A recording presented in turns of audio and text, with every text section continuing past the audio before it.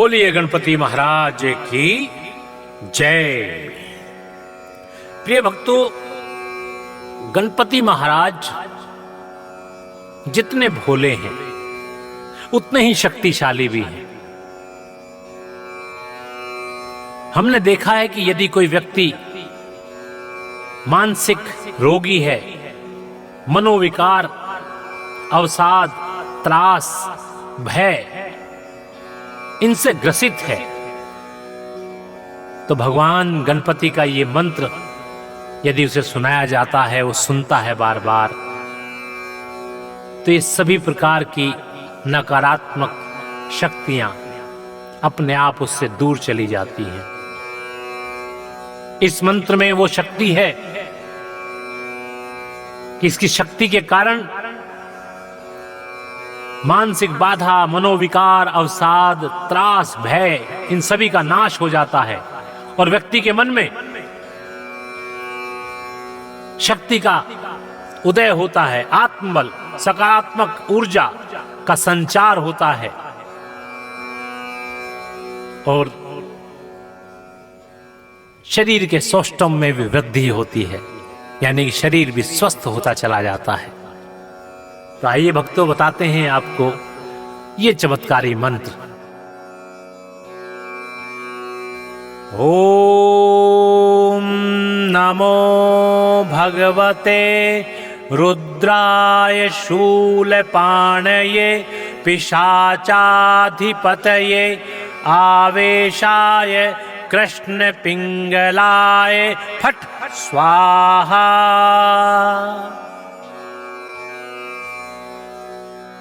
ओम नमो भगवते रुद्राय शूलपाणये पिशाचाधिपतये आवेशाय कृष्ण पिंगलाय फट स्वाहा।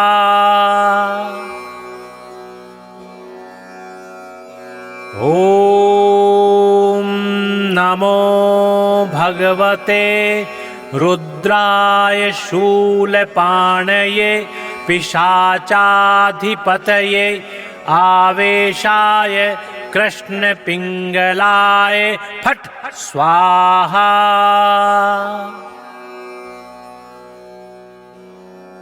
ओम नमो भगवते रुद्राय शूलपाणये पिशाचाधिपतये आवेशाय कृष्ण पिंगलाय फट स्वाहा।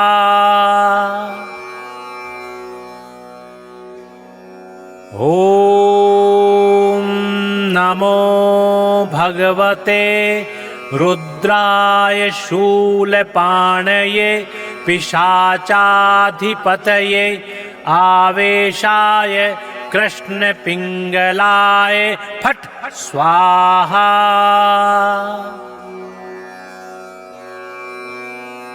ओम नमो भगवते रुद्राय शूलपाणये पिशाचाधिपतये आवेशाय कृष्ण पिंगलाय फट स्वाहा।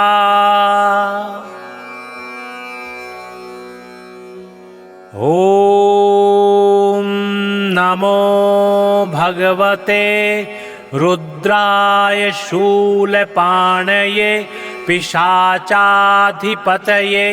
आवेशाय कृष्ण पिंगलाय फट स्वाहा।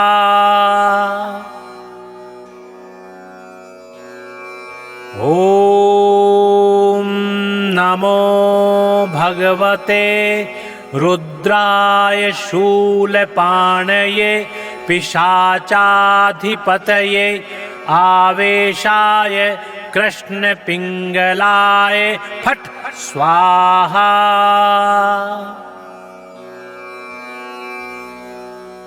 ओम नमो भगवते रुद्राय शूलपाणये पिशाचाधिपतये आवेशाय कृष्ण पिंगलाय फट स्वाहा।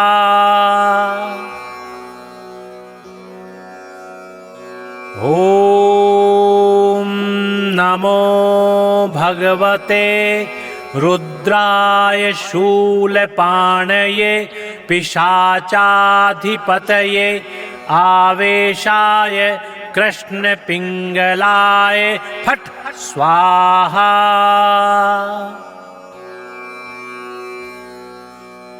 ओम नमो भगवते रुद्राय शूलपाणये पिशाचाधिपतये आवेशाय कृष्ण पिंगलाय फट स्वाहा।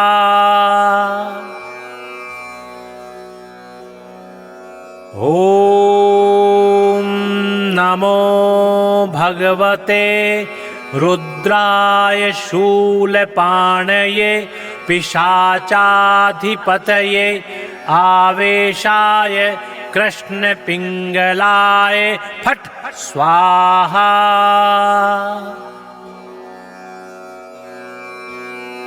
ओम नमो भगवते रुद्राय शूलपाणये पिशाचाधिपतये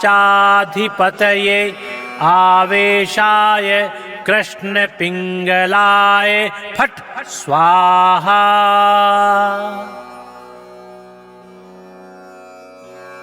ओम नमो भगवते रुद्राय शूलपाणये पिशाचाधिपतये आवेशाय कृष्ण पिंगलाय फट स्वाहा।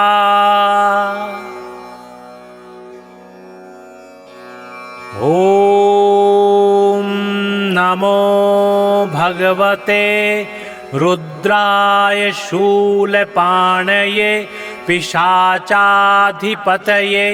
आवेशाय कृष्ण पिंगलाय फट स्वाहा।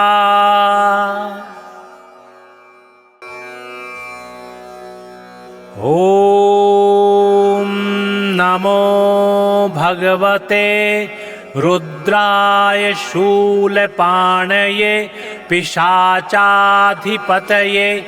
आवेशाय कृष्ण पिंगलाय फट स्वाहा।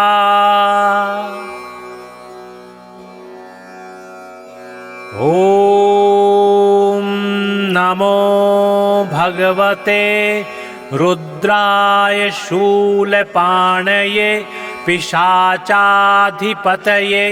आवेशाय कृष्ण पिंगलाय फट स्वाहा।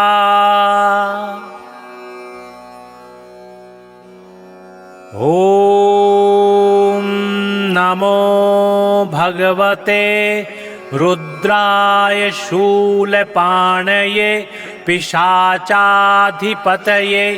आवेशाय कृष्ण पिंगलाय फट स्वाहा।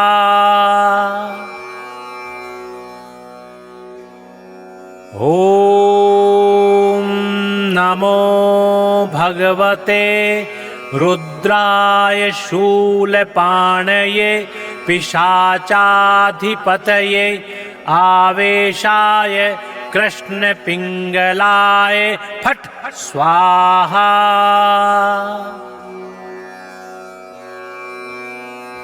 ओम नमो भगवते रुद्राय शूलपाणये पिशाचाधिपतये आवेशाय कृष्ण पिंगलाय फट स्वाहा।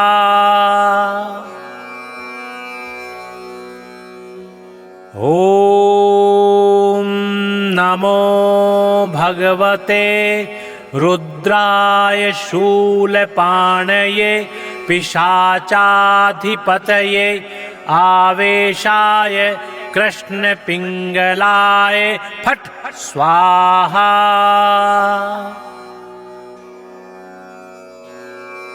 ओम नमो भगवते रुद्राय शूलपाणये पिशाचाधिपतये आवेशाय कृष्णपिङ्गलाय फट् स्वाहा।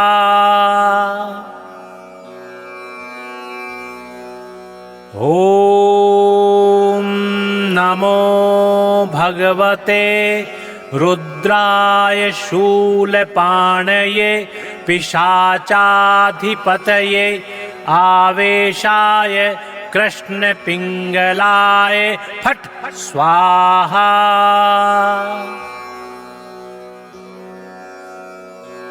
ॐ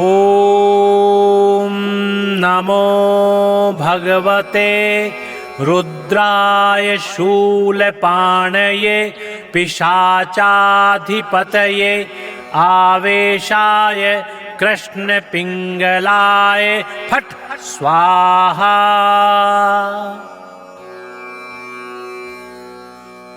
ॐ नमो भगवते रुद्राय शूलपाणये पिशाचाधिपतये आवेशाय कृष्णपिङ्गलाय फट् स्वाहा।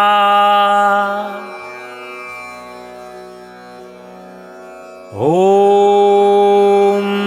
नमो भगवते रुद्राय शूलपाणये पिशाचाधिपतये आवेशाय कृष्णपिङ्गलाय फट् स्वाहा।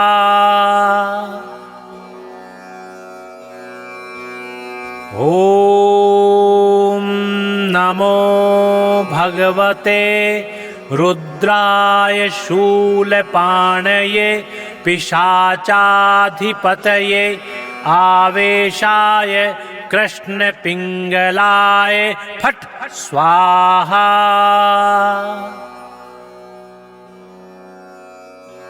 ॐ नमो भगवते रुद्राय शूलपाणये पिशाचाधिपतये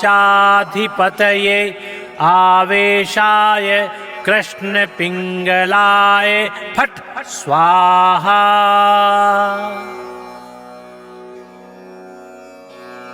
ॐ नमो भगवते रुद्राय शूलपाणये पिशाचाधिपतये आवेशाय कृष्णपिङ्गलाय फट् स्वाहा।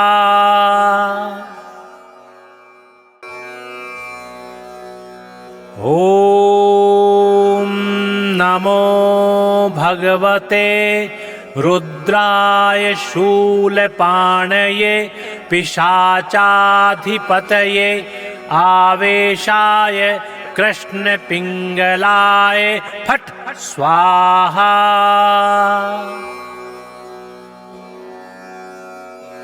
ॐ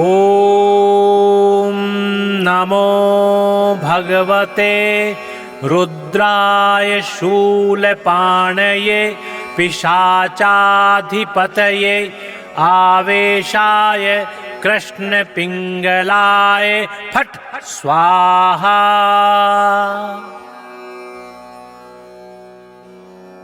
ॐ नमो भगवते रुद्राय शूलपाणये पिशाचाधिपतये आवेशाय कृष्णपिङ्गलाय फट् स्वाहा।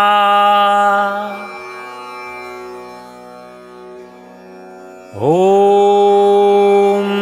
नमो भगवते रुद्राय शूलपाणये पिशाचाधिपतये आवेशाय कृष्णपिङ्गलाय फट् स्वाहा।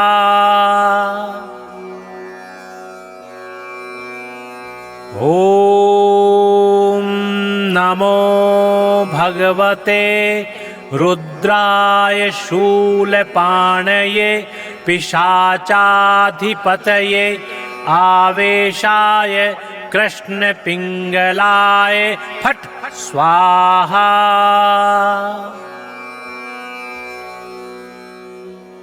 ओम नमो भगवते रुद्राय शूलपाणये पिशाचाधिपतये आवेशाय कृष्ण पिंगलाय फट स्वाहा।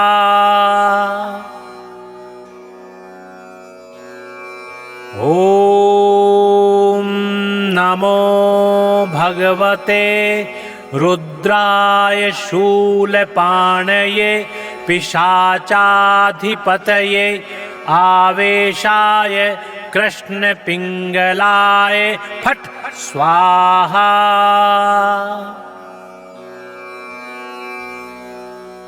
ओम नमो भगवते रुद्राय शूलपाणये पिशाचाधिपतये आवेशाय कृष्ण पिंगलाय फट स्वाहा।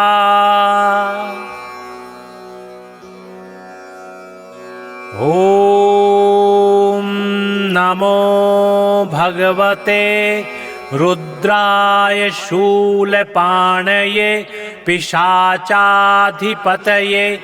आवेशाय कृष्ण पिंगलाय फट स्वाहा।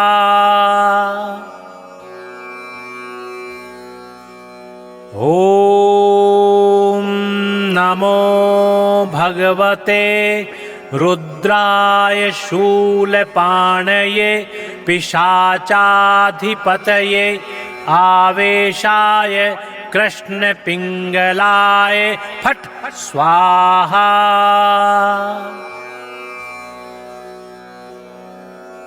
ओम नमो भगवते रुद्राय शूलपाणये पिशाचाधिपतये आवेशाय कृष्ण पिंगलाय फट स्वाहा।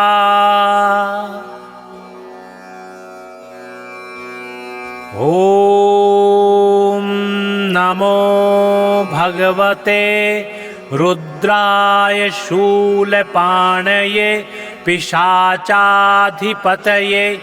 आवेशाय कृष्ण पिंगलाय फट स्वाहा।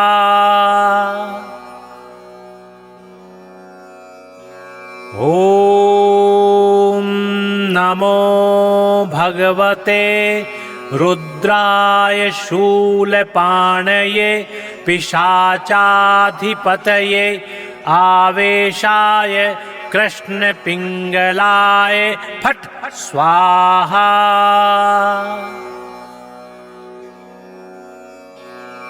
ओम नमो भगवते रुद्राय शूलपाणये पिशाचाधिपतये आवेशाय कृष्ण पिंगलाय फट स्वाहा।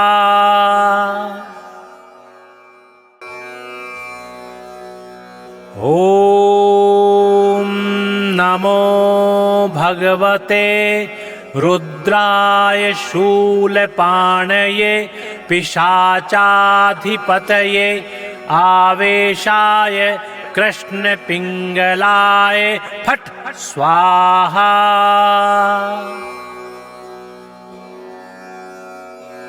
ओम नमो भगवते रुद्राय शूलपाणये पिशाचाधिपतये आवेशाय कृष्ण पिंगलाय फट स्वाहा।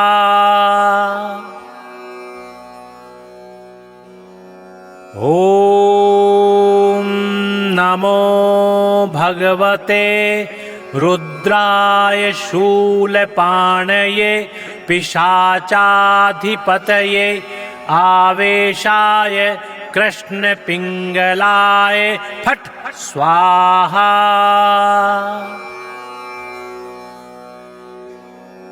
ॐ नमो भगवते रुद्राय शूलपाणये पिशाचाधिपतये आवेशाय कृष्णपिङ्गलाय फट् स्वाहा।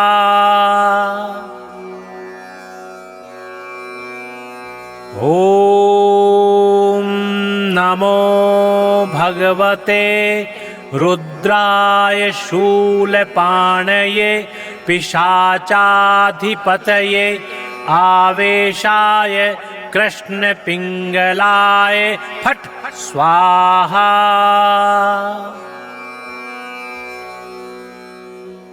ॐ नमो भगवते रुद्राय शूलपाणये पिशाचाधिपतये आवेशाय कृष्णपिङ्गलाय फट् स्वाहा।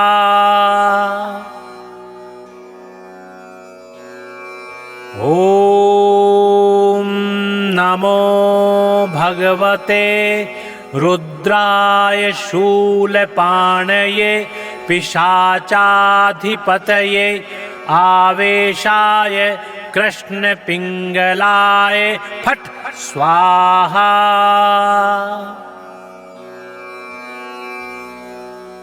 ॐ नमो भगवते रुद्राय शूलपाणये पिशाचाधिपतये आवेशाय कृष्णपिङ्गलाय फट् स्वाहा।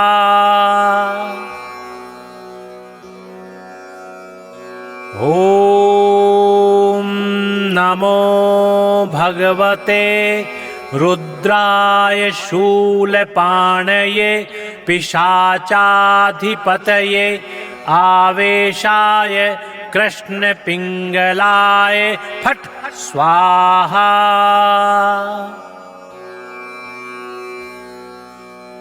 ॐ नमो भगवते रुद्राय शूलपाणये पिशाचाधिपतये आवेशाय कृष्णपिङ्गलाय फट् स्वाहा।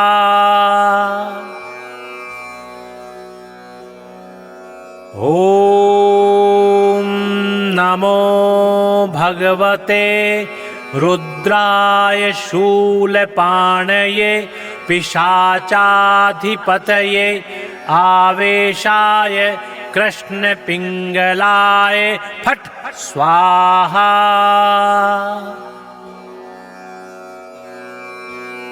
ॐ नमो भगवते रुद्राय शूलपाणये पिशाचाधिपतये आवेशाय कृष्णपिङ्गलाय फट् स्वाहा।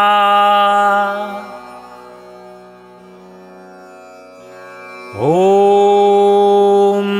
नमो भगवते रुद्राय शूलपाणये पिशाचाधिपतये आवेशाय कृष्णपिङ्गलाय फट् स्वाहा।